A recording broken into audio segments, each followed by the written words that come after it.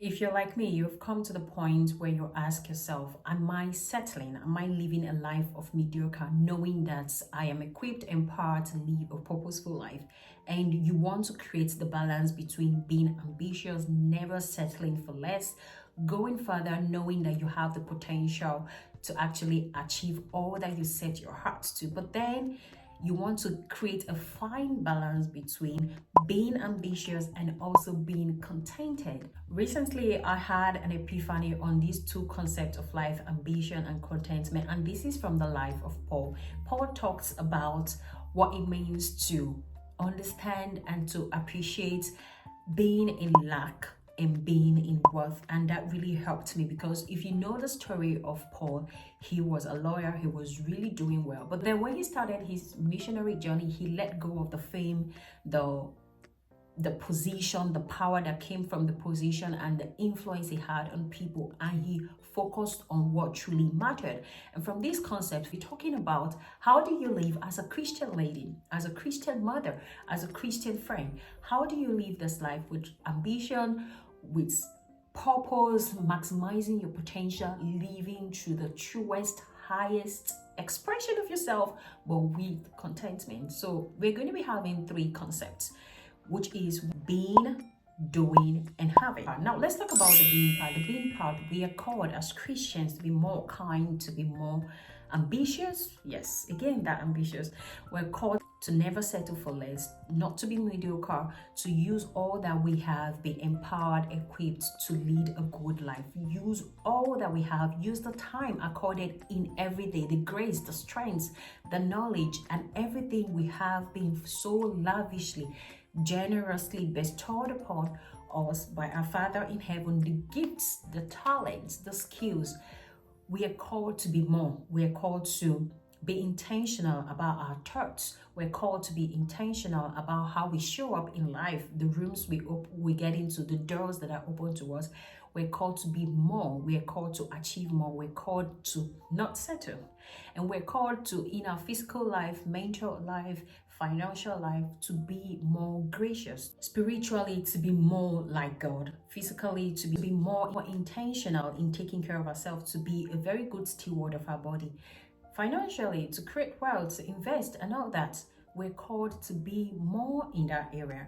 And that is why the channel, if you see the channel ad in this YouTube channel, is evolving and becoming more, because it is to the glory of God that we become more. It is to His purpose, to His praise, that we do not settle for less, and we're actually growing, we're becoming. It is a process that we are fixed, we are molded, we're shaping every day to be more like Him, and to use the act of being to support the act of doing. And that brings us to the next concept in being ambitious and contented, which is doing. In the doing, when we understand our identity, whose we are, and what we're equipped and blessed with, we're motivated to be more, to do more, to empower others, to be there for others. And this can be doing more for ourselves, not settling for less, going to get the skill, saying yes to those things that we had thought were never possible in our life. It could be you saying yes to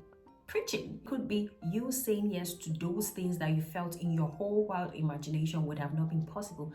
Standing up and doing it, taking actions, being responsible for your life, taking actions that will actually fuel you, doing more for others, using our time, our resources, our energy, our intellect to make the lives of others, those around us, better, to influence life, to bring value to others.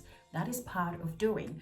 To be more altruistic in nature, to be more selfless in nature, do more to spread the gospel, to do more for our lives, to lead a purposeful life. So far, we've been talking about the part of ambition, which is being more and doing more. And now we've come to understand that being ambitious actually is a good thing only when we use it to the glory of God. If you remember the parable of the talents, God was pleased, really happy with the two people, that 5 talents and 3 talents, that actually went out to be more. They believed that they were equipped, empowered, and they had the resources, so they stepped out. It is based on that belief, on that what they have become, that they stepped out to act, which is the doing part. They went and invested it, and they had more. And we know the story, we know the end of it. God was really pleased about it and he gave them more. And that is what we can actually relate to our lives. Are we blaming God for where we're not, what we don't have, and we don't look within us? What are we being? How are we becoming? What do we have now? How can we use that? How can that prompt us to taking action so that the Lord blesses the works of our hands? Because when God wants to bless you, he's like, what do you have? What can I do with what you have? The woman that was blessed with money that she had to pay the debts of her husband was the little oil she had. So what do you have?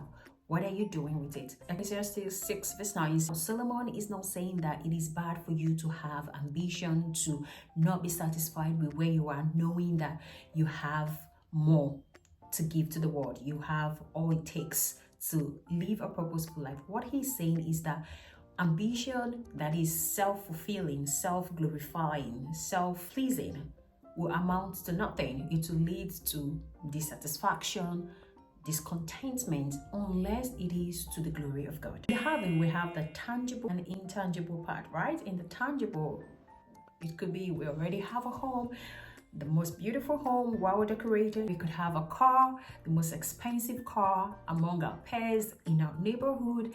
We could actually have the highest certifications, qualifications, professional attainment. Then the intangible, it could be more influence over people, power, fame, network, that when you call, you're calling the big names, well-known names in the world. And that is where Paul is telling us about contentment, that it is great to actually be more, to do more.